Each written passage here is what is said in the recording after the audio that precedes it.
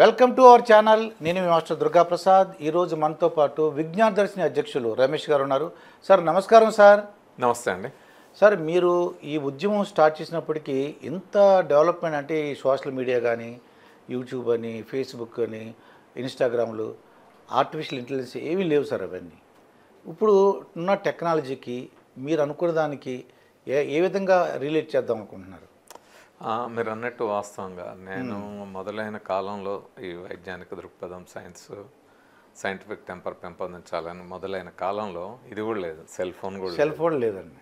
ఇప్పుడు మనకి ఈ ఫోన్లు ఉండే, ల్యాండ్లైన్ ఫోన్లు ఉండే.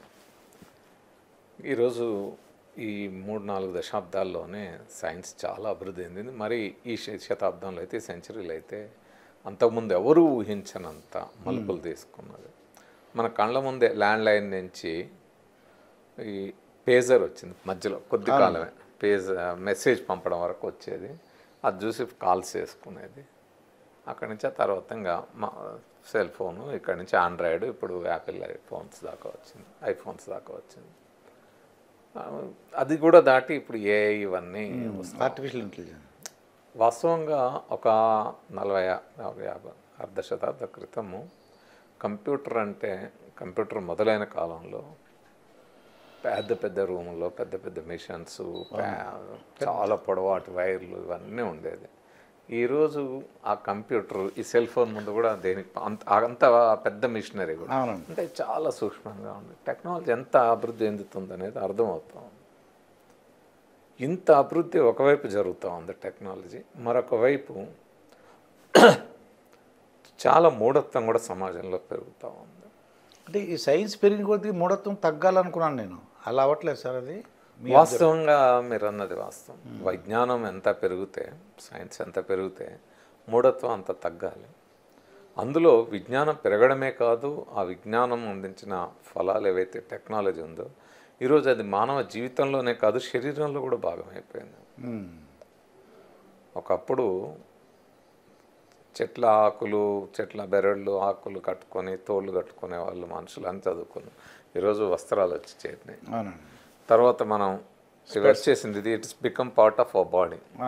So cell phone also become part of body, watch, ఇట్లా రకరకాలు. అంతేందుకు మనకి ఏదైనా హార్ట్ ప్రాబ్లం వచ్చేస్తే పేస్ మేకర్లు, లేకపోతే ఇంకా ఇతర అనేక పరికరాలు లోపల బిగిస్తూ ఉన్నారు కదా. సో ఆర్థోకి సంబంధించి ఈవెన్ ఎముకలు విరిగిన పార్ట్స్ వచ్చి, సో మన దేహంలో కూడా అంటే it has become part of our body also. అట్లాగే మన డైలీ లైఫ్ అసలు ఈరోజు ఈ సైన్స్, ఈ టెక్నాలజీ లేకుండా ఊహించలేము. మరి ఇంత అభివృద్ధి చెందినప్పుడు మీరు అన్నట్టు నిజంగానే మూఢత్వం తెలియపోవాలి, సమాజంలో వైజ్ఞానిక భావాలు విలసిల్లాలి. కానీ మూఢత్వం కానీ, మతమౌఢ్యం కానీ, లేకపోతే ఐడియలిజం, భావవాద రూపాలంట, ఈ మత భావాలు ఇవన్నీ పెంపొందించే పరిస్థితి ఎట్లుంటుందంటే, వీటిని పెంపొందించడానికి వీటి వల్ల ప్రయోజనాలు ఎవరికైతే ఉంటాయో, దోపిడీ, పీడన, వీటికి సాధనాలు ఈ మౌఢ్యం ఇవన్నీ కూడా. సో వాళ్ళు ఏం చేస్తారు, 100,000 కోట్ల రూపాయలు ఖర్చు పెట్టి అవి కొత్తగా వచ్చే ప్రతి టెక్నాలజీలో దూరి, టెక్నాలజీని వాడుకొని, సామాజిక మాధ్యమాలని వాడుకొని, అనేక రకాల మాధ్యమాలని, మీడియాలని, ఎలక్ట్రానిక్ మీడియా కావచ్చు, సోషల్ మీడియా కావచ్చు, వీటన్నిటిని వాడుకొని పెద్ద ఎత్తున ప్రచారం చేసి ప్రజల్లో అవి లేకుండా చూస్తారు. వాటికే పెద్ద ఎత్తున ఖర్చు పెట్టబడుతుంది. ఈవెన్ ప్రభుత్వాలు కూడా చూడండి, మేము గుళ్ళకి 100 కోట్లు ఇస్తాము, పాస్టర్లకి 1000 రూపాయలు వేతనాలు ఇస్తాము, మక్కాకి పోవడానికి, హజ్ యాత్రలకి స్పాన్సర్షిప్ చేస్తాము, ఇలాంటి వాటికి చేస్తారు. కానీ అంటే ఈ ఓట్ల గురించి సార్, అవన్నీ ఏంటంటే వాళ్ళ ఓట్లు వాడికి వస్తాయని. నాట్ ఓన్లీ దట్, అది అంత సింపుల్ కాదు. ఓట్లనే కాదు, ఆ ఓట్లు రావడానికి కేవలం ఆ పూట ఓట్లు కాదు, వాళ్ళ ఉద్దేశం ఏంటంటే వైజ్ఞానిక దృక్పథం కలిగిన మానవులు కనుక ఉంటే, రేషనల్ థింకింగ్ ఉంటే, ఫస్ట్ సైన్స్లో what is the base? Questioning. దాన్ని ప్రశ్నించాలి. ప్రశ్న లేకుండా సమాధానం లేదు, అన్వేషణ లేదు, రీసెర్చ్ లేదు. మనం విశ్వం గురించి కానీ జీవం గురించి కానీ అర్థం చేసుకునేది ఉంటుంది. So you have to question everything. ఈ క్వశ్చన్ చేసే మనసు ఉండబట్టే ఆది మానవుల నుంచి ఈరోజు ఆధునిక వైజ్ఞానిక మానవులుగా ఎదిగినాం. లేకపోతే ఆది మానవుల కాలంలోనే ఆగిపోయి ఉండేవాళ్ళం. హేతుబద్ధ ఆలోచన లేకపోయినా, ప్రశ్నించే తత్వం లేకపోయినా. అది మానవుల్లో ఉండే సహజాత లక్షణం. కాబట్టి దీన్ని నిరంతరం చంపాలి. చంపకపోతే వాళ్ళ ప్రయోజనాలు నెరవేరు. అందుకనే పాలకులు 2 రకాల మత్తులో ఉంచుతారు మనల్ని. ఒకటి మతమౌఢ్యం, మతం మత్తు. అది అనేక రకాలుగా, అంటే ఏ పార్టీ వారైనా, ఎవరైనా సరే, అది అధికార పక్షం అవ్వచ్చు, ప్రతిపక్షం కావచ్చు, ఇంకే పక్షం కావచ్చు, మొత్తం రాజకీయ నాయకులు. మతమౌఢ్యం ఒక మతం మత్తు ఒక భాగం, అంటే మతము, మూఢనమ్మకాలు ఇవన్నీ ఒక భాగం, ఒక మత్తు. రెండోది మద్యము, పబ్బు, క్లబ్బులు, ఇలాంటి మత్తు. ఈ 2 రకాల మత్తులు సమాజంలో ముఖ్యంగా యువతలో ఉంచేటట్టు చేస్తారు. వాళ్ళ ఉద్దేశం ఏంది? మనుషుల యొక్క మెదళ్ళు ఆలోచించకూడదు, ప్రశ్నించకూడదు, వాస్తవాలు తెలుసుకోకూడదు. నిరంతరం ఈ మత్తులో ఈ మెదళ్ళు కూరుకుపోయి ఉండాలి, ఆ మత్తులో ఉండాలి. అవి ఆలోచించే విధంగా ఉండకూడదు, అవి మొద్దుబారిపోయి ఉండాలి. కేవలం వాటి పని ఏంది? ఈ శరీరం చెయ్యి ఉండాలి, అడిగిపోయి ఈవీఎం బటన్ నొత్తి రావాలి, అంతవరకే. అది కూడా నేను చెప్పినోడికి వస్తా. కాబట్టి ఆ చైతన్య రాహిత్యులుగా మనుషుల్ని తయారు చేయడంలో భాగమే, ఆ హేతుబద్ధ ఆలోచన లేకుండా చేయడంలో భాగంగానే పాలకులు ఇవి చేస్తారు. సో ఆ రోజు ఒకటే కాదు, మొత్తం మనుషుల్ని అట్లా తయారు చేస్తే ఎన్ని దశాబ్దాలైనా సరే మేమే అధికారంలో ఉంటాం, మేమే పెత్తనం చేస్తామని. సో అందుకని ప్రతి ఒక్కరు నేను అదే చెప్తా. ఇప్పుడు మీరు చూడండి, యువత దగ్గరికి వెళ్తారు, మా ఓట్లు వేయాలి, మనం యువత, ఇవి అన్నీ మాట్లాడతారు. మాట్లాడి ఆ వాడలో 20,000 30,000 ఖర్చు పెట్టి మందు దాపిస్తారు. కానీ ఒక 10,000 20,000 ఖర్చు పెట్టి నేను ఒక లైబ్రరీ పెడతా, మీరు చదువుకొని బాగుపడి మీ జీవితాలను బాగు చేసుకోమని చెప్పిన ఒక్క ప్రజాప్రతినిధిని చూపెట్టగలుగుతారా? అది లేదండి. అది నేను వాగులాల గోపాలకృష్ణయ్య, పుచ్చలపల్లి సుందరయ్య, చంద్రరాజేశ్వరరావు, తరిమెల నాగిరెడ్డి, లేకపోతే ప్రకాశం పంతులు, ఇలాంటి వాళ్ళు తరములు లేదు. ఇది ఇప్పుడు పరిస్థితి ఏంది మనం చూస్తే, వాళ్ళు చైతన్యం కోసం పనిచేసిన వాళ్ళు. ఆ కాలంలోనే అటు ఇక్కడ తెలంగాణ సాయుధ రైతాంగ పోరాట కాలం కానీ, అక్కడ జాతీయోద్యమ పోరాట కాలంలో కానీ, ఆ కాలంలో భాగంగా ఆ ఉద్యమాల్లో భాగంగా లైబ్రరీస్ పెట్టారు, గ్రంథాలయోద్యమాలు నడిపారు. మీరు విజయవాడ వెళ్తే మన గోరా గారిది నాస్తిక్ కేంద్రం కనపడుతుంది. ఎన్ని వయోజన విద్యా కేంద్రాలు పెట్టి పనిచేశారు. నేను గమనించా, తెలంగాణ సాయుధ రైతాంగ పోరాటం జరిగినప్పుడు ఆ రోజు దేశ్ముఖులు, జాగీర్దారులకు వ్యతిరేకంగా, నిజాం సర్కార్ రజాకార్లకు వ్యతిరేకంగా జరిగిన పోరాటంలో అంటే ఒక చేతిలో తుపాకీ, ఇంకో చేతిలో సంచి పెట్టుకొని అందులో పలక పుస్తకం పెట్టుకొని పోయేవాళ్ళంట. చదువుకు అంత ఇంపార్టెన్స్ ఉంటుంది. కానీ ఈరోజు ఈ నాయకులు అలా లేరు. ఎంత దాపిచ్చినాం, ఎన్ని ఓట్లు గుద్దించుకున్నాం, ఇది తప్ప ఇంకోటి లేదు. రమేష్ గారు, నేను ముఖ్యంగా ఏంటంటే ఈ పెహల్గామ్ చూసిన తర్వాత ఏంటి ఇంత ఎడ్యుకేటెడ్ ఉండి కూడా మనిషిని ఎలా చంపుతున్నారు అనేసి, మీరు ఎంత అంటే జనరల్గా మూఢనమ్మకాలు ఉండకూడదు, దేవుడు అంటే అంటే అది నాస్తికులు ఆస్తికులు ఏవో అని ఉంటుంది కాకుండా మీలాంటి వాళ్ళతో చెప్పించి అసలు చిన్నప్పటి నుంచి మన దేశంలో ఉన్న యువతని ఎలా కాపాడాలి, ఏంటి, ఎలా పెంచాలి, మిమ్మల్ని అడిగితే కొద్దిగా మీ ద్వారా కొన్ని మంచి విషయాలు చెప్పాలని నా కోరిక అండి. ఆ పెహల్గామ్లో మనిషిని ఎలా చంపాడు అన్నది అర్థం అవ్వట్లేదు అనేది. ఇప్పుడు నేను చెప్పింది మతమౌఢ్యం, హేతుబద్ధ ఆలోచన, వైజ్ఞానిక దృక్పథం లేకపోతే, మతమౌఢ్యం తలకెక్కితే మూత్రం తాగే మూఢత్వంలోకి మనల్ని దింపుతుంది. తోటి వాళ్ళ ప్రాణాలు తీసేది లేదా తమ ప్రాణాలు తాము తీసుకునే మూఢత్వంలోకి దింపుతుంది. ఇప్పుడు మీరు మన సూర్యాపేట జిల్లాలో ఒక తల్లి ఎవరో జ్యోతిష్యుడి మాట నమ్మి తనకేదో దోషం ఉందని తన బిడ్డను చంపింది. మొన్ననే కోర్టు యావజ్జీవ శిక్ష విధించింది. ప్రభు పిలుస్తున్నాడని ఒక 3 అక్కచెల్లెళ్ళు సూసైడ్ చేసుకున్నారు. మదనపల్లిలో 2 తమ కన్న బిడ్డల్ని డంబెల్స్తో కొట్టి చంపింది చూసినాం. ఉగ్రవాదులు అనేక మందిని అనేక చోట్ల కాల్చి చంపడము లేదా మానవ బాంబులుగా తమను తాము కాల్చుకోవడం, ఇవన్నీ మతం పేరుతో జరుగుతుంది. అంటే మతం మౌఢ్యము ఆ విధంగా తయారు చేస్తారు. వాళ్ళకి ఎక్కించబడేది ఏంది? జిహాద్. ఇప్పుడు చాలామంది ఇతరులు గొడవకు వస్తారు, జిహాద్ అంటే అర్థం అది కాదు, ఖురాన్లో ఏముందనేది నాకు తెలియదు. అది పక్కన పెడదాం, ఎందుకంటే అవి మనం చర్చ చేద్దాం. కానీ వాళ్ళకి ఎక్కించబడుతున్నది ఏంది, వాళ్ళకి జిహాదు, అక్కడ ఒక 72 మంది కన్యలు ఉన్నారు, మీరు ఇక్కడి నుంచి వెళ్తే అక్కడ అని. నేను చూసిన ఒక జిహాదీ అనే పేరుతో ఒక ఉగ్రవాది పోయి కాల్చడానికి పోయినప్పుడు ఆ కాల్పుల్లో తను చనిపోతే ఎట్లా అని ఒక ఇనుప పలక ఇట్లా పెట్టుకొని, అంటే ఇది సేఫ్గా ఉండాలి మిగతా అన్ని పోయినా. సో ఆ రకంగా మనుషుల్ని తయారు చేసే ఉన్మాదము అది ఉంది. మీరు అన్నది దీనికి పరిష్కారం ఏంటి? దీనికి పరిష్కారం భారత రాజ్యాంగం చాలా స్పష్టంగా చెప్పింది.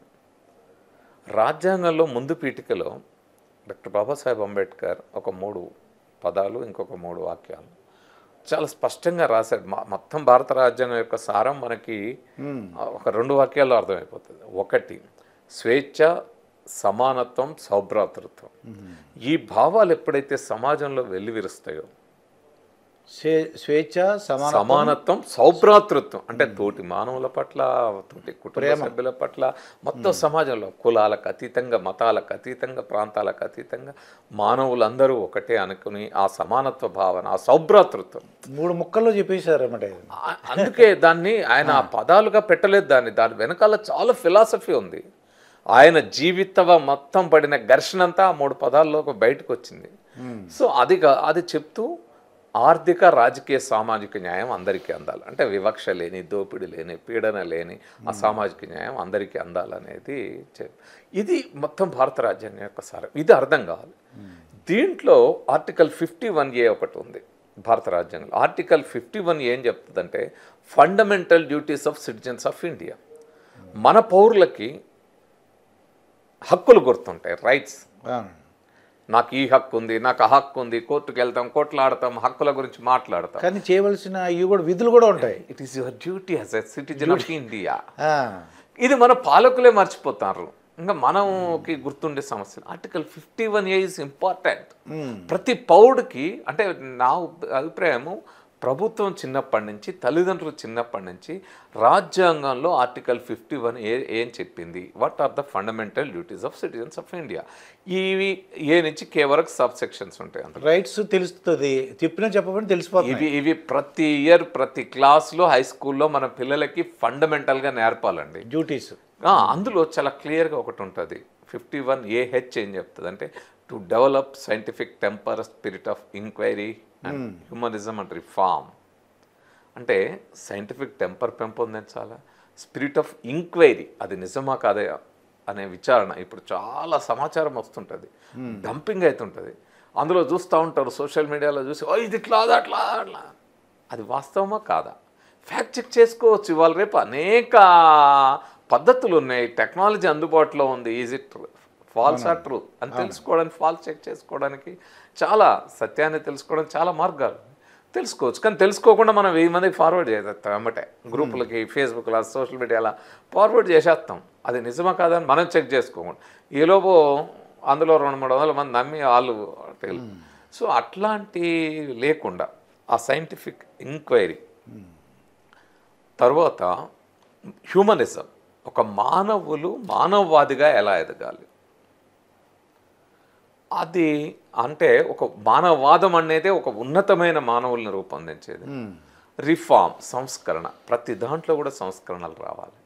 సో మతంలో కూడా ఆ సంస్కరణలు రాకుండా అవి ఘనీభవించిపోతే, ఫ్రోజన్ అయిపోతే, ఇక వాటికి ఈ రకంగానే వెళ్తాయి, అది సమాజానికి ఆటంకంగా పరిణమిస్తుంది, ప్రమాదకరంగా పరిణమిస్తుంది తప్ప ఇంకో రమేష్ గారు, మనిషిలో ఏ మతమైనా అవ్వచ్చు, ఆ పిల్లల్లో పేరెంట్స్కి, అంటే పేరెంట్స్ ద్వారా పిల్లలకి ఏం చెప్తే బాగుంటుంది అంటారు? ఇక్కడి నుంచి ఈ జనరేషన్ ఇంత టెక్నాలజీ ఉంది, ఆర్టిఫిషియల్ ఇంటెలిజెన్స్, సెల్ ఫోన్స్, ఈ సోషల్ మీడియా, ఎంత దాంట్లో పేరెంట్స్ పిల్లలకి ఏం నేర్పిస్తే బాగుంటుంది అంటారు?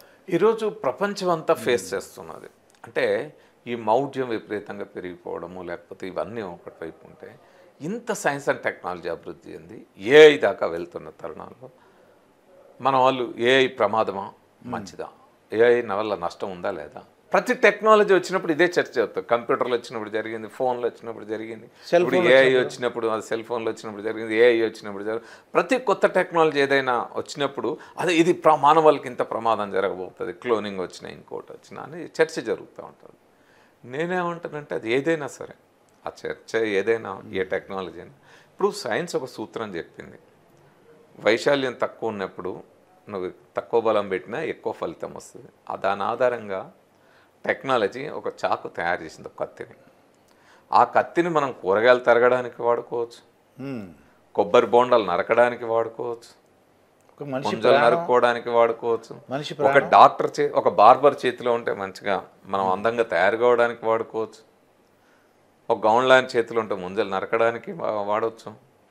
అదే కత్తి ఒక డాక్టర్ చేతిలో ఉంటే మన పొట్టగోసి ఆరోగ్యాన్ని బాగు చేయడానికి, సర్జరీ చేయడానికి వాడుకోవచ్చు. అదే కత్తి పీకలు కోయడానికి వాడుకోవచ్చు.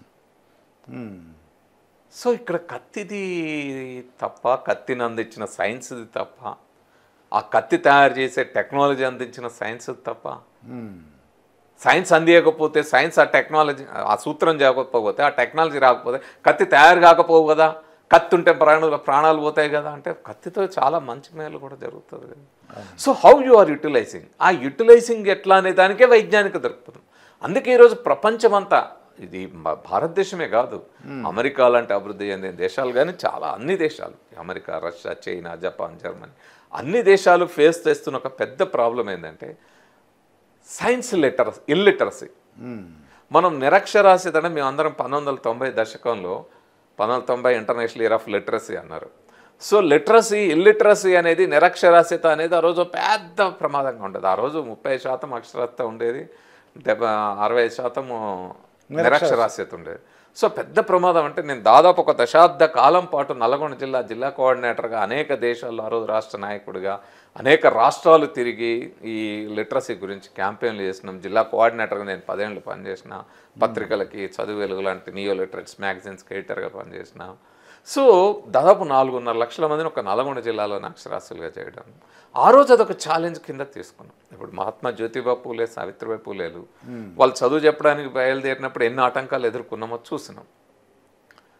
డాక్టర్ బాబాసాహెబ్ అంబేద్కర్ చదువుకోవడానికి పడ్డ బాధలు, ఆ తర్వాత ఆయన ఎడ్యుకేషనల్ ఇన్స్టిట్యూషన్స్ అందుకే పెట్టారు. సో మహాత్మా జ్యోతిబా పూలే, సావిత్రిబాయి పూలే, అంబేద్కర్ వీళ్ళందరూ ఎడ్యుకేషనల్ ఇన్స్టిట్యూషన్స్ చదువు ద్వారానే మన జీవితాలు మారుతాయని పెట్టారు. ఆ తర్వాత స్వతంత్ర భారతం వచ్చింది. అయినా 90 వరకు 30% అక్షరాస్యత, 60% ఇల్లిటరసీ ఉండేది. ఆ కాలంలో పెద్ద ఎత్తున క్యాంపెయిన్స్ జరిగినాయి. ఆ దశకంలో బాగా వచ్చి ఈరోజు అక్షరాస్యత బాగా పెరిగింది. First Ernakulam total literate district అయింది, కేరళ టోటల్ లిటరేట్ స్టేట్ అయింది. ఆ ప్రభావంతో అన్ని చోట్ల వచ్చింది. ఇప్పుడున్న జనరేషన్ పిల్లలకి ఎలా చెప్తే అదే నేను అనేది. అయితే ఇప్పుడు అదేమో లిటరసీ ఆ కాలం, ఇల్లిటరసీ అనేది ఆ కాలం ఛాలెంజ్. ఈ కాలం ఛాలెంజ్ ఏంటంటే సైన్స్ ఇల్లిటరసీ. అదేమో అక్షర జ్ఞానం వస్తే చాలు అనుకున్నాం ఆ రోజు. అంటే నిరక్షరాస్యత నుంచి అక్షర జ్ఞానం వస్తే చాలు అనుకున్నాం అప్పుడు. కానీ అది ఓకే, అదొక మెట్టు. ఆ మెట్టు ఎక్కిన తర్వాత ఇప్పుడు ఛాలెంజ్ ఏంది? కేవలం అక్షర జ్ఞానం సరిపోదు, సైన్స్ లిటరసీ అవసరం, వైజ్ఞానిక విజ్ఞానం అవసరం. సో విజ్ఞానం కోసం మనం ఏం చేయాలి? ఆ వైజ్ఞానిక దృక్పథం పెంపొందించే పద్ధతి ఏం చేయాలి అంటే సైన్స్ సూత్రాలు బట్టి నేర్చుకుంటే సరిపోదు. ఆ సైన్స్ సూత్రం ఎందుకోసం ఉంది, అది మానవాళికి ఎలా మేలు చేస్తుంది అనే సైంటిఫిక్ టెంపర్ పెంపొందించే ప్రయత్నం తల్లిదండ్రులు చేయాలి, స్కూల్ టీచర్లు చేయాలి, మన ఎడ్యుకేషన్ సిస్టమ్ చేయాలి. అందుకే ఈ ఎడ్యుకేషన్ సిస్టమ్ అనేది సైంటిఫిక్ ఎడ్యుకేషన్ సిస్టమ్ కావాలి. ఇప్పుడు తల్లిదండ్రులు ఏం చేస్తున్నారు? మనకి కార్పొరేట్ సిస్టమ్ ఒక దాన్ని అలవాటు చేసింది.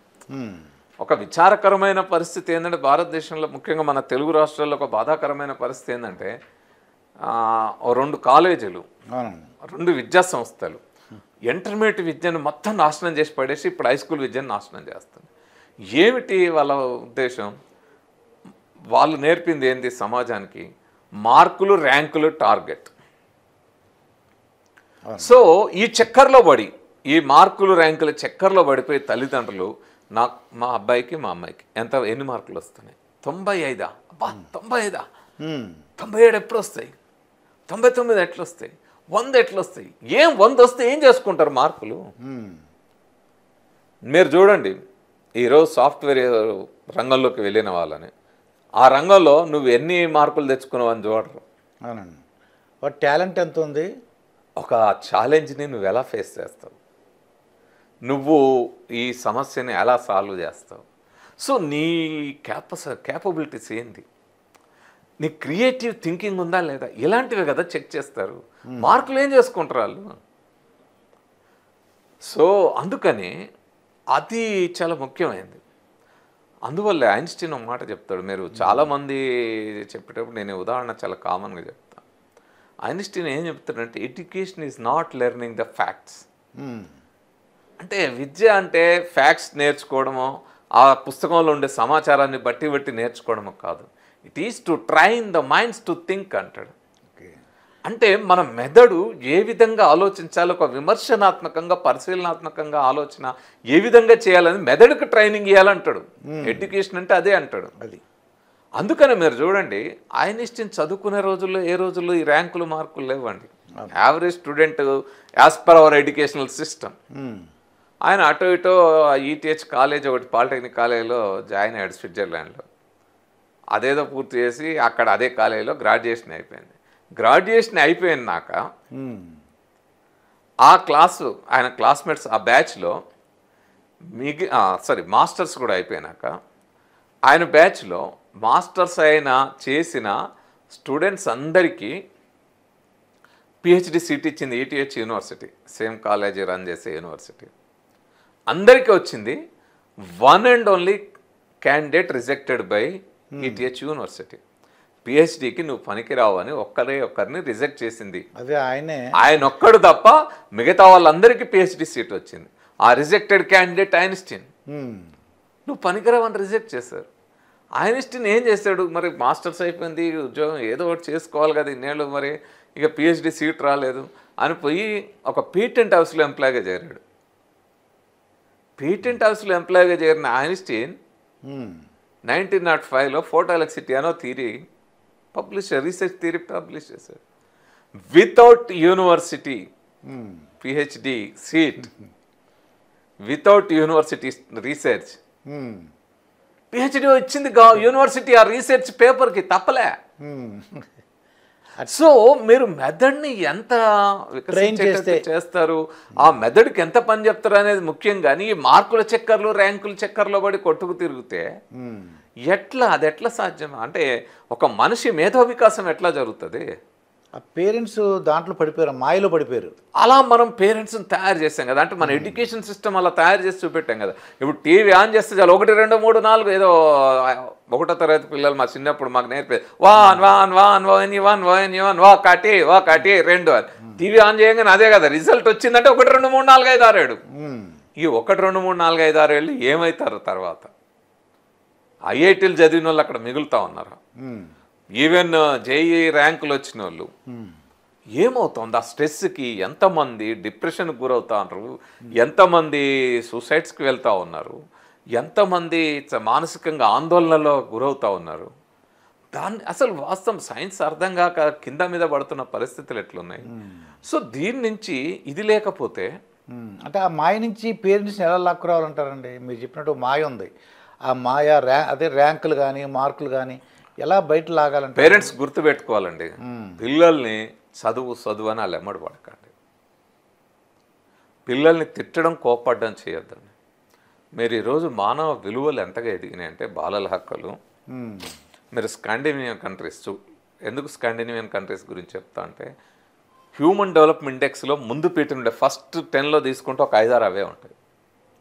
హ్యాపీనెస్ ఇండెక్స్లో అవే ఉంటాయి. మీరు ఈ ప్రపంచంలో ఏ ఇండెక్స్ అన్నా తీసుకోండి, మానవుల గురించిన ఇండెక్స్ ఏది తీసుకున్నా Sweden, Norway, Denmark, Netherland, Switzerland ఇలాంటి జర్మనీ, జపాన్ ఇవి ముందు ఉంటాయి. ఎందుకని మీరు ఆ మధ్య నెదర్లాండ్స్లో ఒక ఇన్సిడెంట్ చూస్తుంటారు. మన ఇండియన్ పేరెంట్స్ అక్కడికి వెళ్ళి వాళ్ళ పిల్లవాడిని కొట్టినందుకు కేసు పెట్టి జైల్లో పెట్టారు.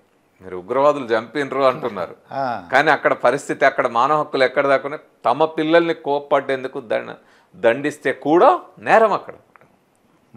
అంటే ఒక ఉన్నతమైన మానవ ఆలోచన ఏ విధంగా ఉంటుంది, ఆ విధంగా ఒక స్వేచ్ఛాయుతమైన వాతావరణంలో మన పిల్లలు ఎదిగితే వాళ్ళ క్రియేటివిటీ బయటకు వస్తాయి, వాళ్ళ సామర్థ్యాలు కెపాసిటీస్ ఏమున్నాయి అవి బయటకు వస్తాయి.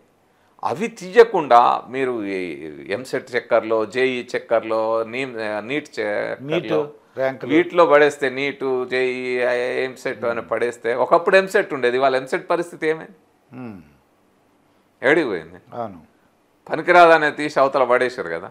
ఇప్పుడు జేఈ, నీట్ ఉంది, రేపు పొద్దున వాటి పరిస్థితి ఏమవుతుంది? సో అట్లా ఐఐటి దాకా పోయిన తర్వాత ఆయన ఏం చేయాలి? సో ఇవన్నీ కూడా ఈ చక్కర్లో పడకుండా మీరు మీ పిల్లల్ని ఒక స్వేచ్ఛయుతమైన ప్రజాస్వామిక కుటుంబ వాతావరణాన్ని తయారు చేయాలి.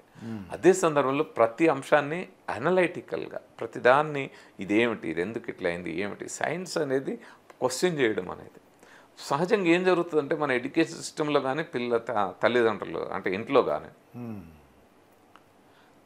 తెలియని వాళ్ళు ప్రశ్నలు వేయాలి. పిల్లలు అనేది ప్రశ్నల బ్యాంకు. ప్రశ్నలు వస్తుంటాయి, ఆ మెదడు వికాసించేదే ఆ పద్ధతుల్లో. ఆది మానవులు ప్రశ్నలు ఆపితే ఇక్కడ దాకా వచ్చిండేవాళ్ళం కాదు. కానీ మనం ఏం చేస్తాం, స్కూల్లో టీచర్ ఒక క్వశ్చన్ చెప్తారు, టీచరే ఆన్సర్ చెప్తారు, ఈ రెండు నోట్బుక్లో రాసుకుంటాం, బై హార్ట్ చేస్తాం, మళ్ళీ ఎగ్జామ్లో క్వశ్చన్ అడుగుతారా ఆన్సర్ చేస్తాం, అయిపోయింది. ఇందులో నా రోల్ ఏంది, ఓన్లీ బై హార్ట్ చేయడమేనా మై రోల్, అది జ్ఞాపకం పెట్టుకోవడం రాయటం, అయిపోయిందా? ఇది తప్ప రైటా, ఇందులో ఏముంది ఎందుకుందనే నా విచక్షణ ఎక్కడ పోయింది, దాని గురించి అంటే నా క్వశ్చన్ ఎక్కడ పోయింది, అనాలిసిస్ లేదు. నేను కదా క్వశ్చన్ వేసుకోవాలి. ఇప్పుడు క్వశ్చన్ ఎవరు వేయాలండి, తెలియని వాళ్ళు క్వశ్చన్ వేయాలి, ఆన్సర్ ఎవరు చెప్పాలి, తెలిసిన వాళ్ళు చెప్పాలి, లేదు నువ్వు సెర్చ్ చేయని చెప్పాలి. కానీ స్కూల్లో అడుగుతారు, పిల్లలకి ఏదైనా డౌట్ వచ్చింది, ఏరా చెప్పేది వినకుండా పోయి చదువుకోపో మొద్దు అంటారు. ఇంట్లో ఏమంటారు, తల్లిదండ్రులు ఏమంటారు, నీకు క్వశ్చన్ అడిగాను ఏంది పిచ్చి, పోయి నువ్వు పుస్తకం తీసి చదువు, అందులోనే చదువు, రేపు పొద్దున నీకు 90 అరే ఇంత వచ్చింది, 90 వచ్చినాయి, 93, 95కి ఎప్పుడు పోతావు, అది చదువు, హోంవర్క్ చేయి, ఇది చదువు. నేను క్వశ్చన్ వేసుకోకూడదా? చాలా సింపుల్ క్వశ్చన్ అండి. ఉదాహరణకు నాకు ఒక పిల్లలు అడుగుతారు, అంకుల్ మరి పిట్టే ఎగురుతుంది, జామకాయ ఎందుకు ఎగరదా అంటారు. వాళ్ళ ఇంట్లో పేరెంట్స్ని అడిగారు అనుకోండి, ఏమంటారు, అరే జామకాయ ఎగురుతా, అదరే ఎవడరా నీకు చెప్పింది, ఏం క్వశ్చన్ తలతిక్క పో చదువుకో, ఏంటమ్మా బుద్ధి ఉందా నీకు అని పిల్లల్ని కోప్పడతారు. మళ్ళీ వీళ్ళు ఏం చెప్తారు, మంచి క్వశ్చన్ ఇస్తామని అడగాలి, అది ఎంకరేజ్ చేయాలి. క్వశ్చన్ ఏ క్వశ్చన్ పిచ్చిది చెడ్డది ఏంది, క్వశ్చన్ అది క్వశ్చన్, ఒక ఆలోచన మొదలవుతుంది. ఎస్ నీకు తెలిస్తే చెప్పు, లేకపోతే నువ్వు సెర్చ్ చేయమని చెప్పు. ప్రతిదీ అందరికీ తెలియదు, నేను అమ్మో తెలియదని చెప్తే నన్ను ఏమనుకుంటాడో మా అబ్బాయి. టీచర్లు అయినా పేరెంట్స్ అయినా ఏమన్నా ఈగోస్ అడ్డం వస్తాయి, నాకు తెలియదు అంటే తెలియంది తెలియదు. ఇప్పుడు ఎందుకు జామకాయ ఎందుకు ఎగరదు అనేది ఎందుకు చెప్తావు, అది ఎందుకు ఎగురుతావు అనేది ఎట్లా చెప్తావు అంటే లాస్ ఆఫ్ బయాన్సీ చెప్పాలి, చాలా అంశాలు అక్కడ మాట్లాడాలా, ఎలా థింగ్స్ ఫ్లోట్ అయితే లేదా ఫ్లై అయితే అనేది చెప్పాలి, ఎందుకు కాదో చెప్పాలి, అక్కడ డెన్సిటీ అనేక అంశాలు ఉంటాయి అక్కడ. సో అవన్నీ చెప్పాల్సి వస్తుంది. అవన్నీ చెప్పగలిగితే చెప్పడం, లేకపోతే సైన్స్ సెర్చ్ చేయండి, నీకు ఇవాళ కాకపోతే రేపు దొరుకుతుంది అనేది వాళ్ళని కన్విన్స్ చేయగలగాలి. ఆ క్వశ్చనింగ్ మాత్రం ఆపొద్దు, నువ్వు యూ హ్యావ్ టు క్వశ్చన్, ఇది మంచి ప్రశ్న, దీన్ని కంటిన్యూ చేయమని. ఎందుకని వీళ్ళే చెప్తారు కదా, ఇప్పుడు ఇది వదిలిపెడితే కింద పడుతుంది, ఎందుకంటే గ్రావిటేషనల్ ఫోర్స్ అంటారు.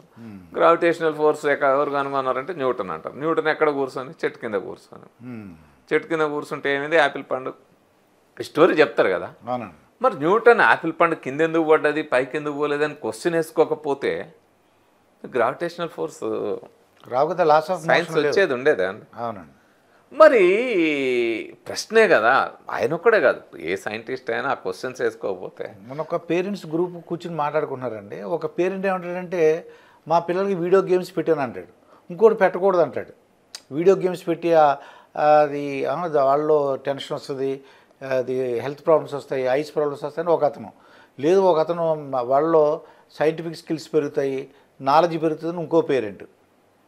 అంటే వీడియో గేమ్స్ చూడడం, వీడియో గేమ్స్ ఆడడము, ఏదైనా గేమ్స్ కొత్త టెక్నాలజీ వాడడం ఏదైనా ఒకటే మంచిదే. కానీ నేనేమంటానంటే అది ఎంత, దానికి ఉన్న లిమిటేషన్స్ ఏంటి. ఎప్పుడో వారానికి 1 గంట 2 గంటలు అది వాడితే నా స్కిల్ పెరగవచ్చు. కానీ నేను వీడియో గేమ్స్కి అడిక్ట్ అయిపోయి అదే రోజు 2 గంటలు 3 గంటలు దానిమ్మడి పడితే పబ్జి గేమ్ వల్ల జరిగినవి చూసినాం కదా, సూసైడ్స్ దాకా వెళ్ళిపోయిన పరిస్థితులు ఉంటాయి కదా.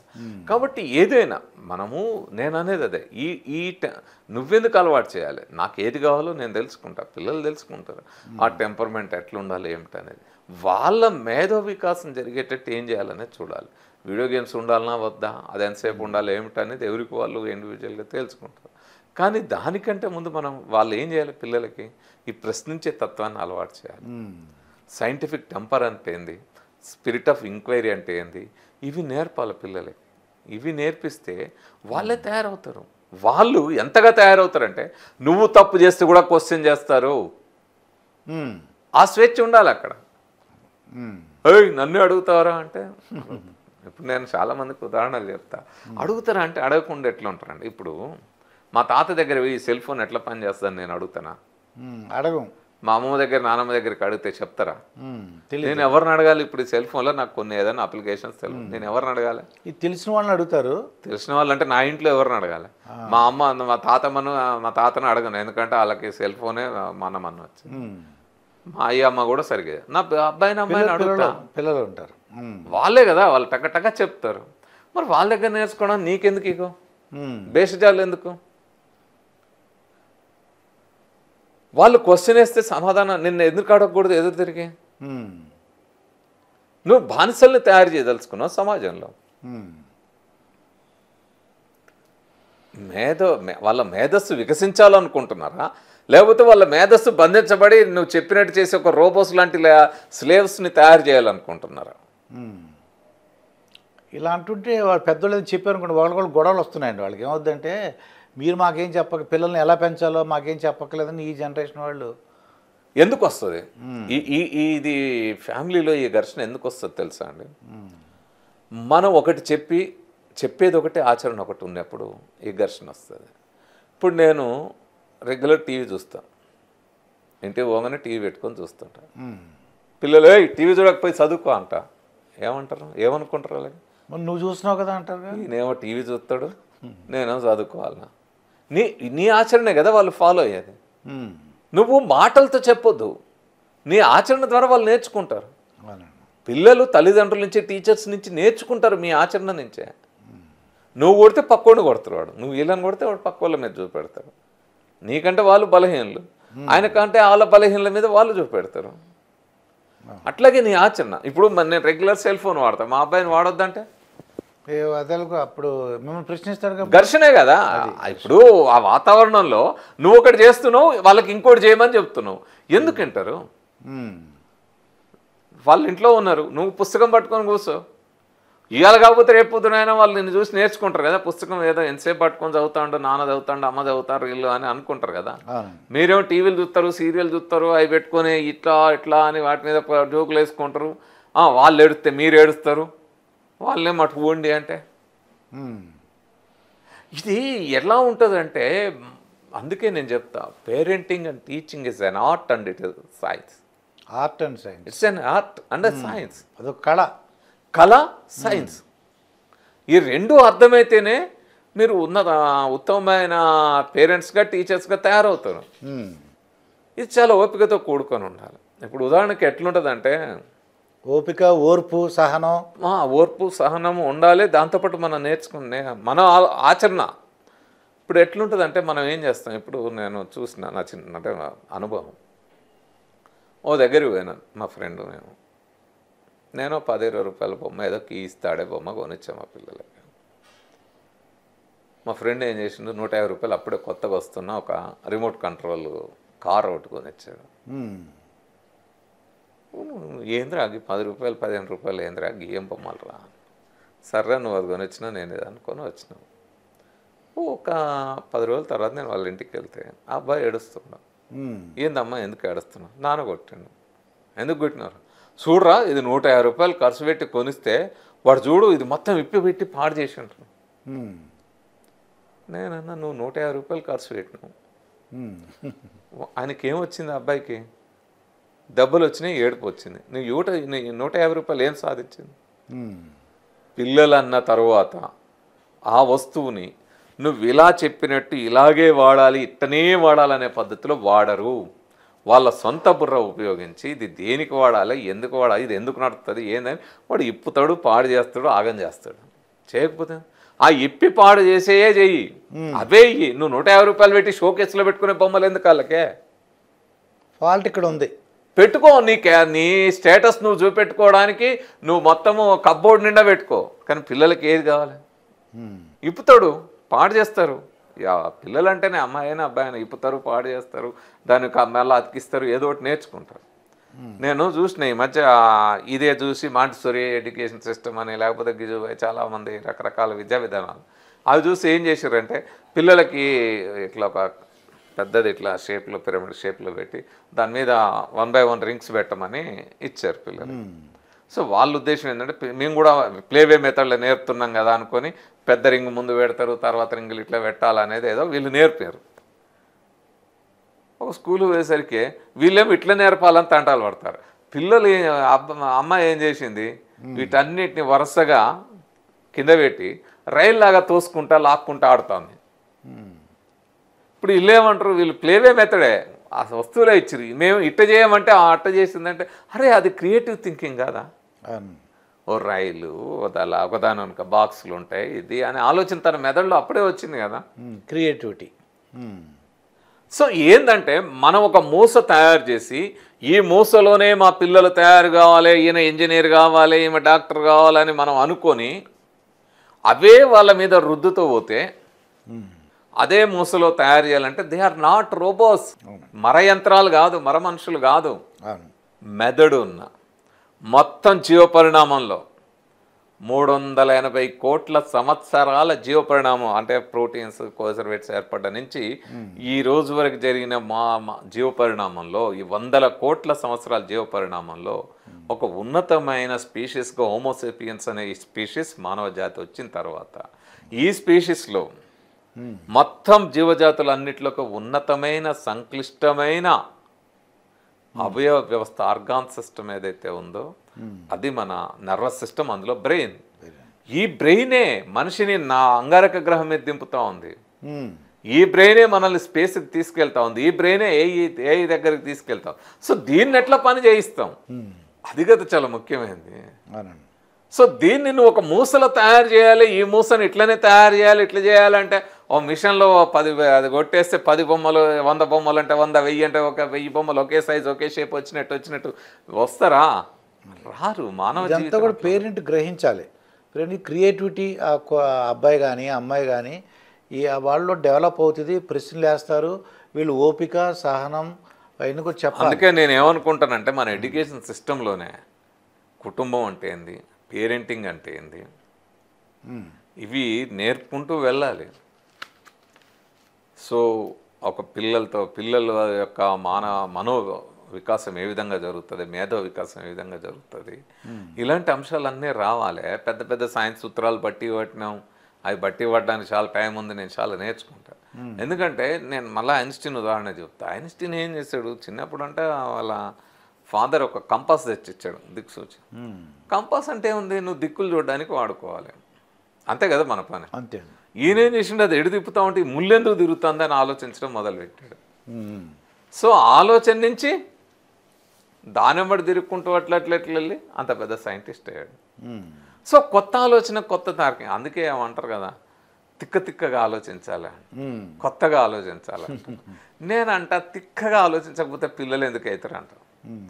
మనం ఏమిరా గదేమో అంటే ఎందుకు ఉండదు, ఏందమ్మా పని లేదా పోయి ఆడదు, ఏం పని కొత్తగా ఇప్పుడు మనమే చెప్తాం, బంక తినాలనిపించింది, తింటే ఒకరు ఉంది, అమ్మాయ్య కొడతారు, ఏం చేద్దాం దీన్ని తినడానికి అనుకుని కొత్త పద్ధతి ఆలోచన వచ్చినాయి కదా, బబుల్ గమ్స్ రకరకాల వచ్చినాయి కదా, కొత్త పద్ధతి. తిక్కగా ఆలోచిస్తే కొత్త ఆలోచన వస్తుంది. చెట్టు మీద పండెందుకు కింద పడ్డది, అరే కింద తినాలనుకోలే, అది మనమైతే తీసుకున్నాం చెట్టు వనరు ఉండాలి లేదా. సో అట్లా కొత్త ప్రశ్నలు వేసుకుంటే కదా, కొత్తగా ఆలోచిస్తే కదా కొత్త అంశాలు ఇంకా వస్తాయి కదా. ఇంకా రమేష్ గారు నేను చూస్తుంటే ఒక డాక్టర్ గారు, అంటే మీరు ఈ మూఢనమ్మకాలు, తాయిత్తులు, తర్వాత చేతబడి ఇవన్నీ ఉంటే ఆ వీడియోలు చూస్తున్నప్పుడు నేను మా రిలేటివ్స్ది ఒక ఆపరేషన్ ఉంటే ఒక హాస్పిటల్కి వెళ్ళా. ఆ డాక్టర్ గారు వచ్చాడు, సర్జన్ అన్నమాట, చాలా ఫేమస్ సర్జను. ఆ గుడి దగ్గరికి వచ్చి ముందు గుంజులు తీసి విఘ్నేశ్వర గుడి దగ్గరికి వెళ్ళి ఆపరేషన్ చేసి వచ్చారన్నమాట. వస్తే అదేం డాక్టర్ గారు మీరే కదా చేసేది ఆపరేషన్ అంటే, లేదండి చేసేది ఆపరేషన్ అయినా దాన్ని సక్సెస్ చేసేది దేవుడు అని చెప్పి ఆయన నమ్మకం. అంటే ఇప్పుడు ఎథిస్టులు, రేషనల్ థింకర్స్ ఉంటారు, వాళ్ళు సర్జరీ చేస్తే సక్సెస్ కాదా అండి? అంటే ఆయన చెప్పారంటే నేను చేస్తాను కరెక్టే, కానీ దాన్ని 100% నిలిపేది మా దేవుడే అని చెప్పి. అదే నేను అనేది. ఇప్పుడు ఎథిస్టులు కానీ, రేషనలిస్టులు కానీ, నాస్తికులు, హేతువాదులు సర్జరీలు చేస్తే సక్సెస్ కావా? అక్కడ దేవుడు ఉండడు కదా వాళ్ళకి. ఇప్పుడు చాలా దేశాల్లో అడ్వాన్స్డ్ టెక్నాలజీ ఉన్న దేశాల్లో చాలామంది ఎక్కువ స్థాయిలో ఉన్నారు కదా, వాళ్ళు చేస్తున్నారు కదా, మరి అది సక్సెస్ కాదా? అంటే వీళ్ళకి చిన్నప్పటి నుంచి తమ మనసులో కూర్చబడ్డ భావాలు ఏవైతే ఉన్నాయో, వాస్తవంగా నేను చెప్పింది అదే, ఆది మానవుల నుంచి ఈరోజు వరకు మనిషికి ఈ క్వశ్చన్ చేసే తత్వం, రేషనల్ థింకింగ్ అనేది అది సహజాతమైన లక్షణం. అది లేకపోతే మానవ ప్రగతి లేదు. కానీ ఈ మతం కానీ, మత భావాలు కానీ, దైవిక భావాలు కానీ ఇవన్నీ నిరంతరము పేరెంట్స్ నుంచి, సమాజం నుంచి రుద్దబడతాయి. చిన్నప్పటి నుంచి నానా జేజ దాచిపెట్టా అంట. మీరు ఏమి నేర్పకుండా పిల్లల్ని వదిలిపెట్టండి, ఓ టార్జన్ లాగా అడవిలో వదిలిపెట్టండి, ఎలా ఉంటాడు? ఎలా ఉంటుంది అమ్మాయి?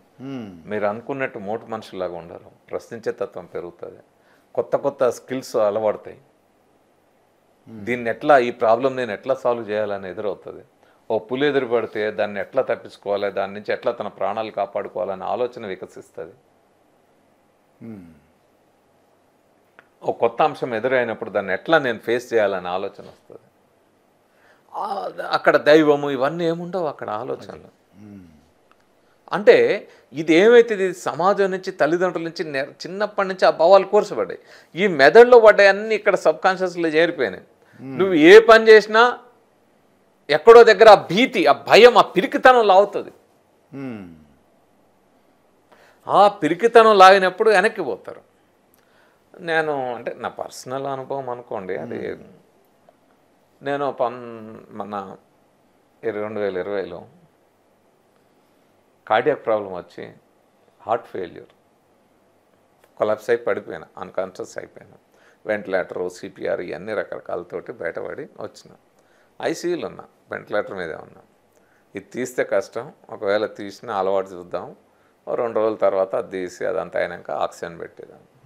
నువ్వు బతకడం కష్టం, బతికినా కూడా బయటకు వస్తే ఆక్సిజన్ పెట్టుకొని ఆ 3-4 నెలలు బతికిన 3-4 నెలలు నీకు లైఫ్ లాంగ్ ఆక్సిజన్ ఉండాల్సిందే అన్నారు. సరే హాస్పిటల్లోనే మళ్ళీ అక్కడి నుంచి రికవర్ అయ్యి బయటకు వచ్చినాక నీ లైఫ్ స్పాన్ 4-5 నెలలే అన్నారు. 2020 అంటే ఇప్పుడు 2025లో ఉంది. ఈ క్రమంలో ఎక్కడా కూడా ఇంకేదో జరిగిందనో, ఏ భీతో, ఏ పిరికితనమో, ఇంకేదో ఆల్టర్నేటివ్ నాకు ఎక్కడా నా లైఫ్ నాకు రాలేదు.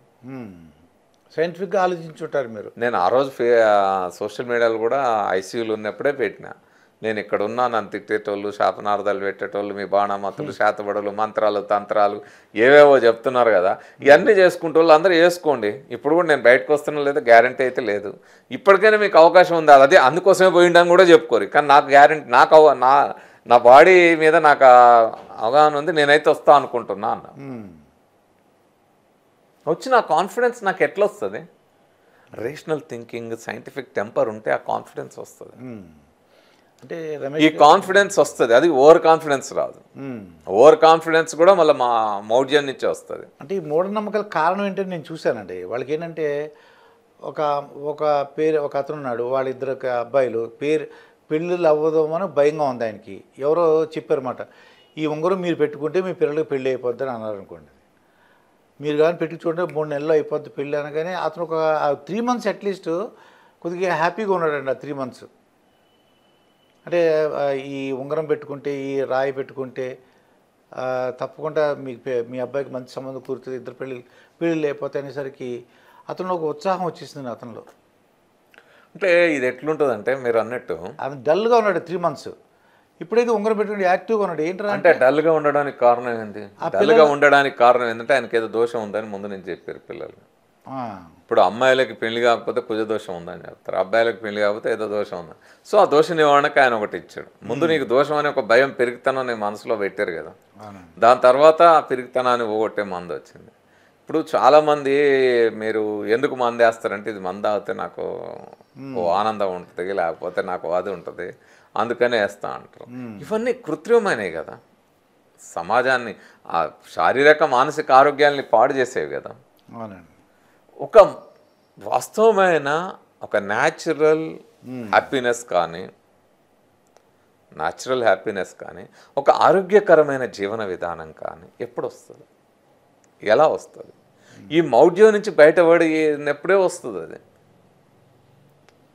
ఇప్పుడు ఆనందం వాళ్ళకు ఉంది. నేను జీవితంలో చాలా సమస్యలు ఫేస్ చేసిన, నా పర్సనల్ సమస్యలు కావచ్చు, సామాజిక సమస్యలు కావచ్చు, అనేక మంది సమస్యలతో వచ్చిన వాళ్ళ గురించిన బాధలు నేను పడ్డది. కానీ బాణామతి చేతబడుల దాడులకు గురై వెళ్ళినప్పుడు ఇక్కడే ఈ కైతాపురంలో నాకు తెలియగానే హైదరాబాద్ నుంచి ఒక అరగంట 40 మినిట్స్లో అక్కడికి వెళ్ళగానే ఆ తగలబడుతున్న శవం మంటల్లో కాల్చి సంపతి ఇద్దరిని బాణామతి చేతబడి పేర్లతో ఆ శవము అవి పోలీసులు నేను పోయేటప్పటికి అవి తీస్తూ ఉంటే ఆ మాంసం ముద్దలు నెత్తురు ఇట్లా గారుతూ ఉంటే అంత మాంసం అంత కరిగిపోయి ఆ బోన్స్ ఇవి పట్టుకొని తీస్తూ ఉంటే కళ్ళతో చూస్తున్నప్పుడు ఓ 3 రోజులు అసలు ఆనందన ముద్ద అవుతుందా? ఇలాంటి ఎన్ని ఘటనలు చూసినా, ఎన్ని దాడులు చూసినా, మరి అట్లా సామాజిక అంశాలు ఇవన్నీ నా మనసు మీద ప్రభావితం చూస్తాయి కదా. అంటే నాది ఆనందమయ జీవితం కదా. నేను చెప్తా మీ అందరికంటే ఆనందంగా నేనే బతుకుతా. ఏ భయం లేదు కదా. భయము పిరికితనమే వీటన్నిటికి కారణం. మీరు చెప్పారు అదే జాతకంలో జ్యోతిష్యాల గురించి. వివేకానంద అంటాడు కదా, నీ మీద నీకు కాన్ఫిడెన్స్ లేదా, ఎందుకు ఈ తుచ్చమైన వాటిని నమ్ముకుంటావు అంటాడు. జ్యోతిష్యం అనేది మనల్ని మోసం చేయడానికి తయారు చేసింది అంటాడు. దయానంద సరస్వతి రిఫార్మ్స్ వాళ్ళు ఆ మతంలో సంస్కరణలు కోరుకున్న వాళ్ళు కదా. దయానంద సరస్వతి అంటాడు జాతక చక్రం ఏదైతే పెడతారు కదా అది కపట పత్రం, మోసగాళ్ళు సృష్టించింది అంటాడు ఆయన. సో ఇవన్నీ కూడా అంటే మనల్ని ఆ భయంలోకి లేదా ఆ రకమైన ఒక పిరికితనంలోకి నెట్టి నువ్వు సస్తే నరకానికి వెళ్తావు, అక్కడ అంతిమ దినాలు ఉంటాయి, తీర్పు దినాలు ఉంటాయి అనే రకమైన భావాలు. నరకంలో యముడు ఉంటాడు, వేయిస్తాడు, ఫ్రైలు చేస్తాడు, కోస్తాడు, ఇట్లాంటి అనే ఆ భయం కూర్చి ఆ పిరికితనంలో మనం ఆ పాప విముక్తి ఎలా వస్తుంది అనేసి ఎత్తుక్కుంటుంటాం. ఈ పిరికితనం ఈ భయంతో ఉన్నప్పుడు మెదడు ఎదగదండి.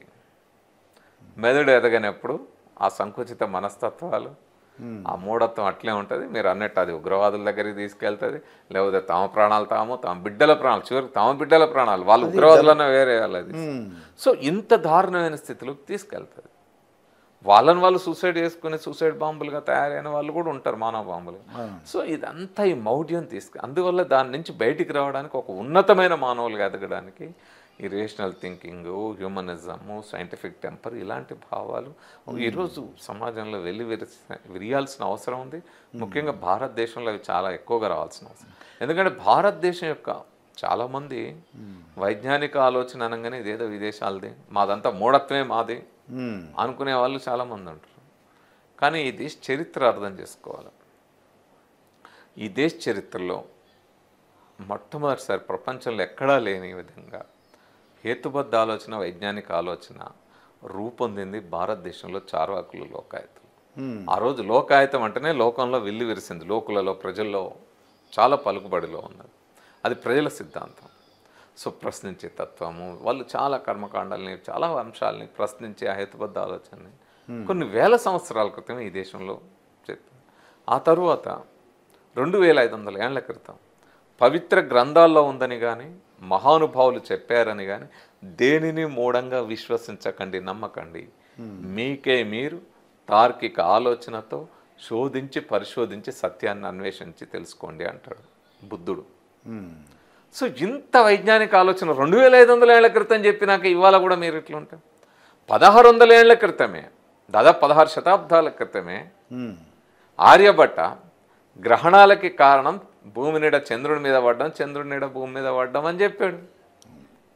సో ఆ రకమైన వైజ్ఞానిక ఆలోచన భారతదేశం నుంచి వచ్చింది కదా.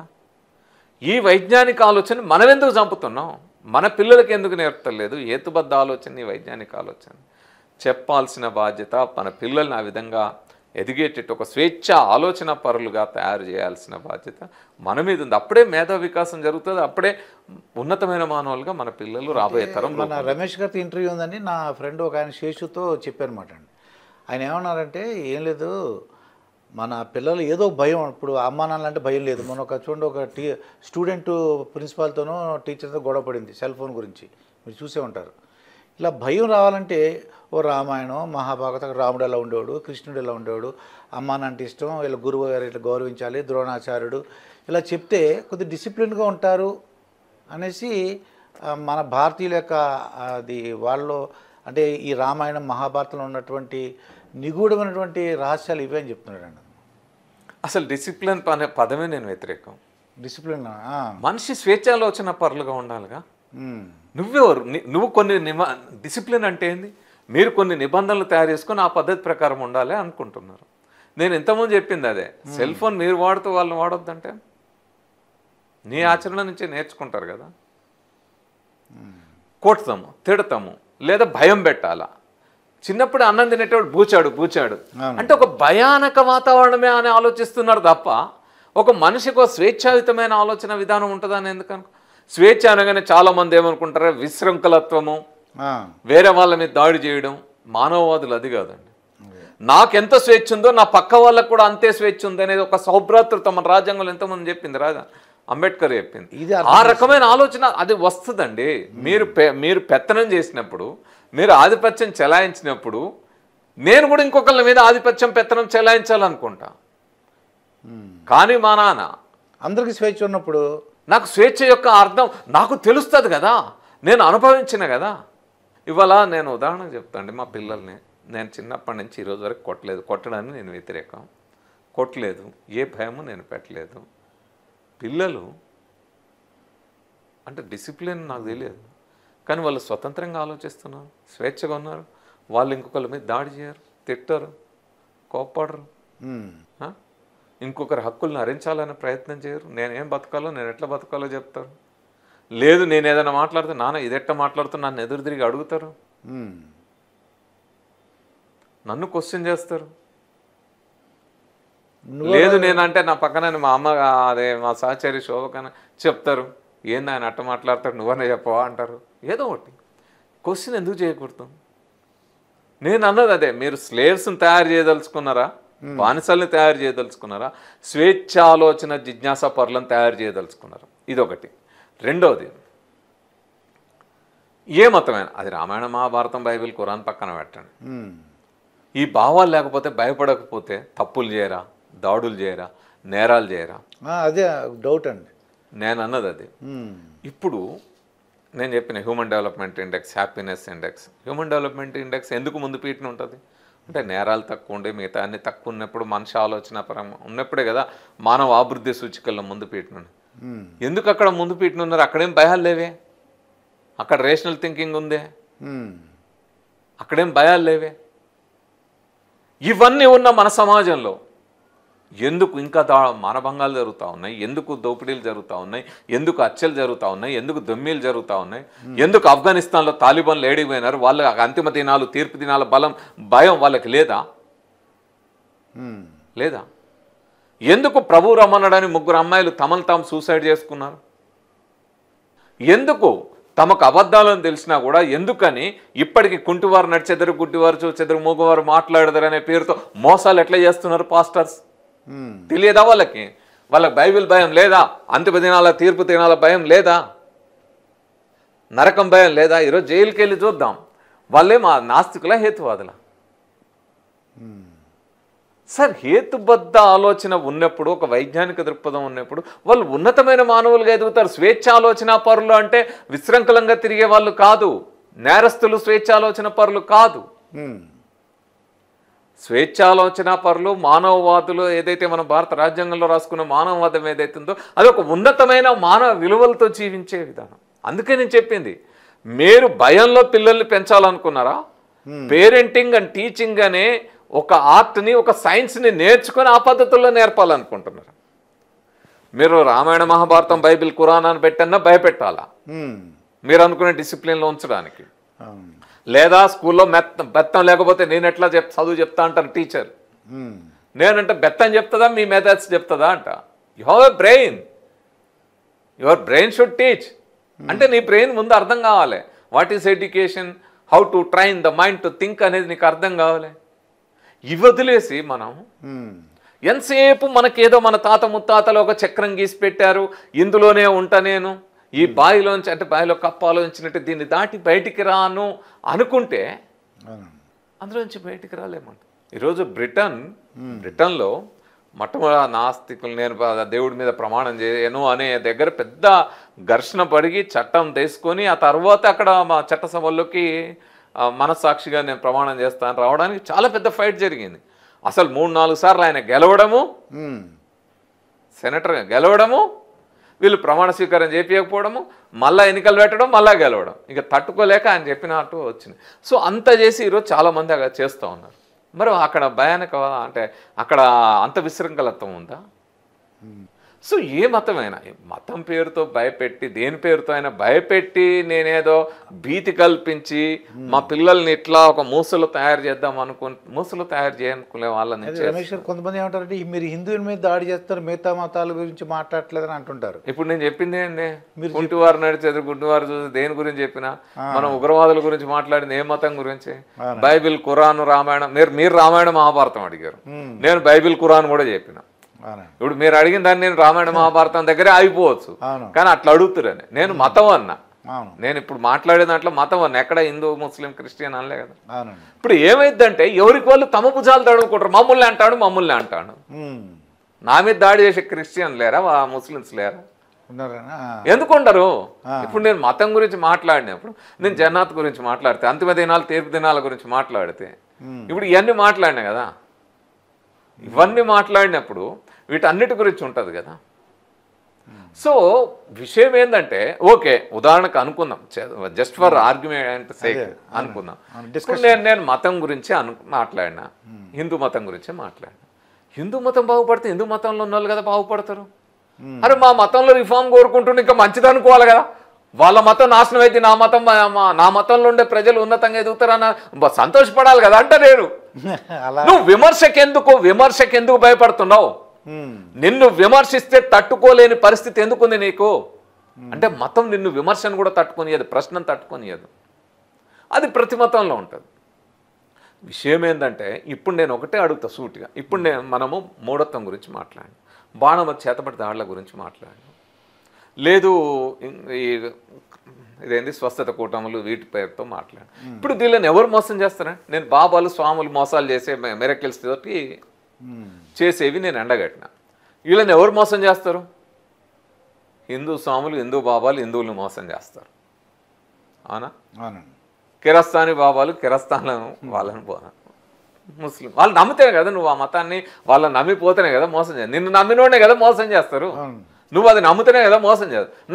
నన్ను మోసం చేయమనండి, చేస్తారు ఎవరన్నా? నమ్మలోనికి మోసం చేయలేము.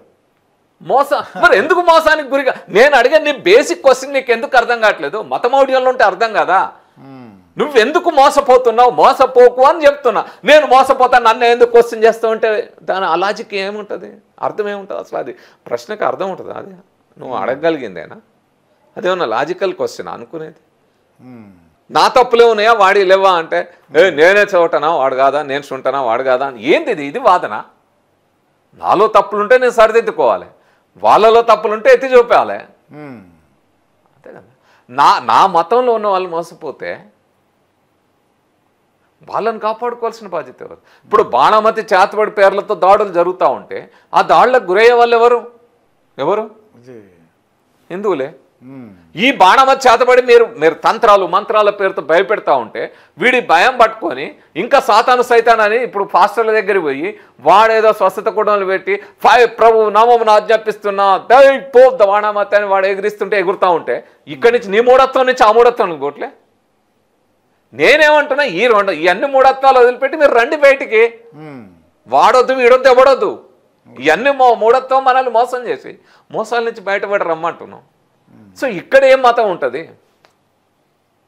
కాబట్టి విషయం ఏంటంటే, మీరు వాస్తవాన్ని అంగీకరించడానికి సిద్ధంగా ఉన్నారా లేరా అనేది సమస్య తప్ప ఈయనది ఇవన్నీ ఏంటంటే వాస్తవాన్ని అంగీకరించలేక ఏదో దాడి చేయడానికి చెప్పే ప్రశ్న. అంటే ఏదో మతంలో ఉంటే మంచిగా ఉంటాం అన్నది దాని నుంచి బయట రమ్మంటున్నారు మీరు.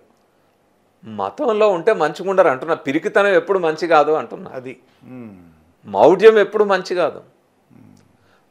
ఒకసారి ఒకటే చెప్తా అండి, ఒక బురదలో జాడడం మొదలు పెట్టినాం. మనం లోయ ఉంది, అక్కడ బురద ఉంది, జాడడం మొదలు పెట్టినాం. నేను గీడ దాకా పోతా, గీడ మంచిగా ఉంది, ఇంతవరకే ఉండదు. జాడడం మొదలు పెడితే నువ్వు ఊబిలోకి పోవడమే చివరి వరకు. అంతే కదా, పోతావు. మదనపల్లిలో పోలే, కన్న తల్లిదండ్రులు తమ బిడ్డల్ని చంపుకోలే. నేను చెప్పినట్టు ఇద్దరు తమలు తాను వాళ్ళు డంబెల్స్తో కొట్టి చంపారు, ముగ్గురు అమ్మాయిలు మమ్మల్ని ప్రభు పిలుస్తున్నాడు అని చంపుకున్న వాళ్ళు ఉన్నారు, లేదా ఇంతకుముందు చెప్పినట్టు ఇవన్నీ అన్ని మతాల్లో జరుగుతున్నాయి కదా. నిన్ను ఎక్కడికి తీసుకెళ్తుంది మతం?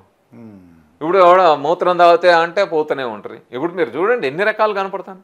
అరే నగ్న పూజలా అండి? నగ్న పూజల గురించి మాట్లాడితే నా మతం అంటే నీ మతంలో ఉండాలనా? అమ్మాయిల్ని ఆగం చేయడం ఇవన్నీ నీ మతంలో ఉండొచ్చా? అసలు మీకు మతం మీద ఇప్పుడు మీరే అనుకో, నేను హిందూ మతమే అంట, డైరెక్ట్ అందాం, మీ హిందూ మతమే అనుకుందాం. అఘోరి పేరుతో ఒక ఆయన వచ్చిండు, ఆడ మగ సంగతి. తర్వాత శ్రీనివాసు ఏమన్నాడు? ఒక అమ్మాయిని తీసుకొని పోయాడు. తీసుకొని పోయి ఏమన్నాడు? ఒక్క అమ్మాయి కాదు, నా దగ్గర 10 మంది అమ్మాయిలు ఉన్నారు అన్నాడు. 10 మంది కాదు, నా టార్గెట్ 1000 మంది అమ్మాయిలు అన్నాడు. ఒకళ్ళ తర్వాత ఒకళ్ళు వచ్చి వాళ్ళ కేసులు పెడుతురా? ఈ అమ్మాయిలు హిందువులా ముస్లింలా? మోసం చేసిన ఆయన హిందువా ముస్లిమా? అంటే నా మతం వాడు, నా మతం అమ్మాయిలు మోసం చేస్తే నీకేందంటవా నన్ను? దాంట్లోంచి బయట రమ్మని అర్థం ఏందండి అసలు ఇక్కడ? ఎందుకు ఇదే? వాళ్ళు మోసానికి గురవుతున్నారు. అది ఏ మతమైనా, అన్ని మతాలు మోసం చేస్తుంది, అన్ని మతాల్లో ఉన్న ఇలాంటి వాళ్ళందరూ మోసాలు చేస్తారు. సో వాళ్ళు దాని నుంచి బయటపడాలి. మీకు తెలుసా నేను ఎంతమంది మతంలో లేదా ఈ మూఢనమ్మకాల్లో ఉన్నవాళ్ళు ఎన్ని వందల మంది నా వల్ల తమ ప్రాణాలుగా నిలబెట్టుకున్నారు, తమ కుటుంబాలు నిలబెట్టుకున్నాయి. డిప్రెషన్ గురై బయటకు వచ్చిన వాళ్ళు ఎన్ని వేల మంది ఉన్నారు. బాణమతి చేతబడి దాడులకు గురవుతున్న వాళ్ళ ప్రాణాలు మేము తన్నులు తిని పోలీసులను పట్టుకొని ఊర్లోకి వెళ్ళి ఎంతమంది ప్రాణాలు కాపాడినాం. ఇప్పుడు చదువురాని వాళ్ళకి అక్షరాస్యులుగా తయారు చేయడం 4.5 లక్షల మందిని నేను ఒక నల్గొండ జిల్లాలో రాష్ట్రం అంతటా అనేక జిల్లాల్లో క్యాంపెయిన్లో వాళ్ళకి టీచర్లకు ట్రైనింగ్ ఇచ్చిన. వీళ్ళు హిందువులా ముస్లింలా క్రిస్టియన్స్ అని చదువు చెప్పిన వాళ్ళు.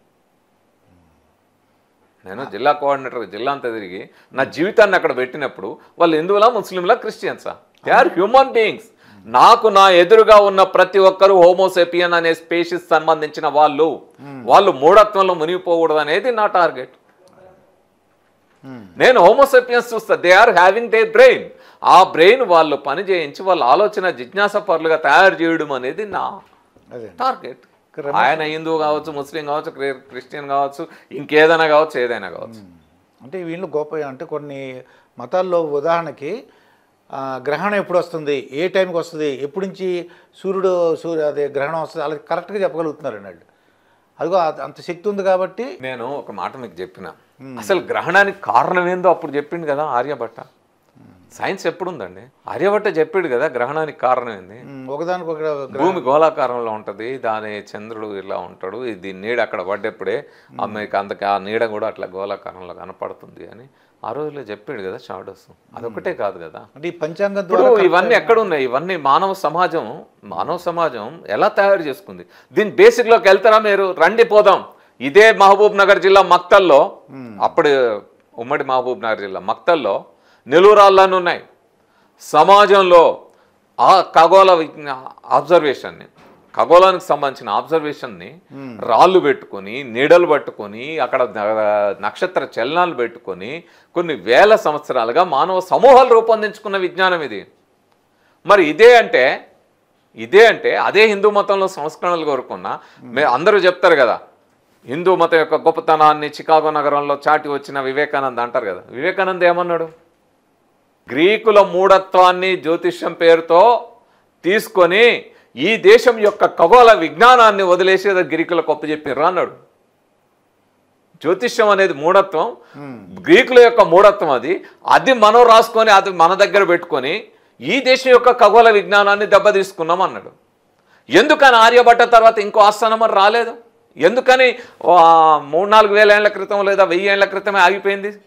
2000 ఏళ్ల క్రితమే ఆగిపోయింది మన ఆలోచన. ఆ తర్వాత ఎందుకు ఎదగలేదు అనే దానికి పిసి రే అనే సైంటిస్ట్ హిస్టరీ ఆఫ్ కెమిస్ట్రీ అనే పుస్తకంలో చాలా క్లియర్గా why scientific temper decline in India అని, వైజ్ఞానిక దృక్పథం ఎందుకు భారతదేశంలో నశించింది, దానికి కారణం ఏంది, నిర్వీర్యం అవడానికి కారణం ఏంది అని రాశాడు. ఈ దేశంలో ఒక కుల వ్యవస్థ ఘనీభవించిన తర్వాత వైజ్ఞానిక ఆలోచనలకి దెబ్బపడింది. ఆధిపత్య భావాల సమాజంలోకి వచ్చి మూఢత్వాన్ని పెద్ద ఎత్తున పెంపొందించినాయని రాశాడు. అంబేద్కర్ ప్రతిఘత విప్లవం తర్వాతే మన దేశంలో ఈ ప్రగతి ఆగిపోయింది, ఆలోచన స్రవంతి ప్రగతి ఆగిపోయింది అని చెప్పాడు. సో ఇవన్నీ చాలా అంశాలు ఉన్నాయి. నలంద తక్షశిల యూనివర్సిటీలు, ప్రతి బౌద్ధారము ఒక విద్యా కేంద్రంగా ఎదిగింది కదా. మనమే చెప్తాం కదా, నాగార్జున సాగర్లో నాగార్జున యూనివర్సిటీ ఉండేది. పోయి చూస్తే ఇప్పటికి కనపడుతుంది కదా. ఏమైనా ఆ యూనివర్సిటీ విజ్ఞాన కేంద్రాలు, పరిశీలన కేంద్రాలు, విద్యా కేంద్రాలు, ప్రశ్నించే కేంద్రాలు. ఎందుకు ప్రశ్నను సహించలేని పరిస్థితుల్లోకి దేశం వచ్చింది? 1500 ఏళ్లుగా ఈ దేశంలో ఎందుకు వైజ్ఞానిక ప్రగతి ఆగిపోయింది? ఏమంటారు? వాడు మొగలాయలు వచ్చిండు, బ్రిటన్ వచ్చిండు, వీడు వచ్చిండు, వాడు ఎవరు వస్తేంది? నీ ఆలోచన ఎందుకు ఆగిపోయింది? దాన్ని ఈ మెదళ్లలో ఏమి కూర్చావు? నీ కాలు మొక్త నీ బాన్చందరా అని ఆ బానిస వ్యవస్థను ఎవరు తయారు చేశారు? ఎవరు రూపొందించారు? దీనికి ఏమేమి రాసుకున్నాము? సో ఇవన్నీ నా క్వశ్చన్స్ పక్కన పెట్టండి. వివేకానంద క్వశ్చన్స్కి ఆన్సర్ చేయడానికి ప్రయత్నం చేయండి. వివేకానంద చెప్పిన వినడానికి ప్రయత్నం చేస్తే సగం బుర్రలో ఉండే ఆ జాడ్యం వదులుతుంది, సగం జాడ్యం అన్న వదులుతుంది. ఆ తర్వాత నా దాకా వద్దురు. రమేష్ గారు, మీరు ఇందాక అంబేద్కర్ గారు చెప్తూ 3 ముక్కల్లో చెప్పేశారన్నారు మీరు. ఒకటి స్వేచ్ఛ, సమానత్వం, సౌభ్రతత్వం. అలాగా మీ ఎక్స్పీరియన్స్ అంతా కలిపి ఇన్ని సంవత్సరాల పాటు మీరు మీరు ప్రజలకు అంటే మంచి విషయాలు చెప్పాలని మీ తాపత్రయం నాకు అర్థమైంది. ప్రజలు మంచిగా ఉండాలని 3 ముక్కల్లో అంటే చక్కగా ఫైనల్గా ఏం చేస్తే బాగుంటుంది అంటారు? మొత్తం ఎన్ని పక్కన పెట్టేసి మీ యొక్క సారాంశం ఏం చేస్తే బాగుంటుంది చెప్పండి. సేమ్ నేను ఒకటే చెప్తా. Article 51H of Indian constitution to develop scientific temper, spirit of enquiry, humanism and reform. వైజ్ఞానిక దృక్పథం ఉండాలా, పరిశీలన స్ఫూర్తి, పరిశోధన స్ఫూర్తి ఉండాలా, మానవవాదులుగా ఎదగాలి, సంస్కరణవాదులుగా ఉండాలి. ఇది ఉంటే మనం వైజ్ఞానిక దృక్పథం, హేతుబద్ధ ఆలోచన కలిగి ఉంటే ఉన్నతమైన మానవులుగా ఎదుగుతాం. ఉన్నతమైన మానవ సమాజం, వైజ్ఞానిక భారత నిర్మాణం జరుగుతుంది. మా లక్ష్యం వైజ్ఞానిక భారత నిర్మాణం. మీ హిందూ, ముస్లిం, క్రిస్టియన్లు ఇది మీ గొడవ. మా లక్ష్యం వైజ్ఞానిక భారత నిర్మాణం. వైజ్ఞానిక భారత నిర్మాణం. ఇంకా వైజ్ఞానిక భారతం అంటే మళ్ళా చెప్తా, దేశం అంటే మట్టి కాదు, దేశం అంటే మనుషులే అన్నడే. ఆ వైజ్ఞానిక మానవ సమాజ నిర్మాణం. ఈ వైజ్ఞానిక మానవ సమాజం ఏర్పడితే అంటే గొడవలు కానీ ఒకళ్ళు తన్నుకోవడం ఏముండవు. ఇంకా నా ఆలోచన, నాకు స్వేచ్ఛ ఆలోచన వచ్చి నేను మానవ హక్కుల్ని, బాలల హక్కుల్ని గౌరవించే ఒక వ్యక్తిగా తయారైన తర్వాత ఇతరుల హక్కుల్ని, ఇతరుల స్వేచ్ఛని గౌరవించే వ్యక్తిగా తయారవుతా కదా. మాకెందుకు వస్తుంది? మేము పోయి అన్న గొడవలు పెట్టంగా ఇక్కడ ఈ రాష్ట్రంలో కానీ, ఈ దేశంలో కానీ, మొత్తం ప్రపంచంలో కానీ ఎక్కడైనా హేతువాదులు, మానవవాదులుగా ఉన్న వాళ్ళు, వైజ్ఞానిక దృక్పథం కలిగిన వాళ్ళు ఇతరులతో గొడవపడ్డది ఉందా? ఆధిపత్య పీడనే లేని సమాజం ఉంటుంది కదా. మేము ఆధిపత్య పీడన అదే కదా. స్వేచ్ఛ, సమానత్వం, సౌభ్రాతృత్వం అయిపోయి ఇయ్యుంటే ఇంకా మిగతా ఎందుకు వస్తాయి? మిగతా నా దాకా ఎందుకు వస్తాయి? ఈ 3 ఉన్నాక, ఈ 3 నాకు ఉన్నాయి అనుకోండి. సో నేను వైజ్ఞానిక మానవుడిగానే ఎదుగుతా కదా. ఎవరైనా వైజ్ఞానిక మానవులుగానే ఎదుగుతారు కదా. అందుకనే వైజ్ఞానిక మానవులు అనేది చాలా, అప్పుడు టెక్నాలజీ కూడా మిస్యూజ్ అవ్వడం జరగదు. కాబట్టి సైన్స్ లిటరసీ చాలా ముఖ్యమైనది. ఆ సైన్స్ లిటరసీ ద్వారా వైజ్ఞానిక మానవులు రూపొందుతారు. ఇదండి రమేష్ గారితో జరిగిన ఇంటర్వ్యూ. మరొక ఇంటర్వ్యూతో మీ ముందుంటాను. మీ మాస్టర్ దుర్గాప్రసాద్. నమస్కారం సార్. థ్యాంక్ యూ అండి.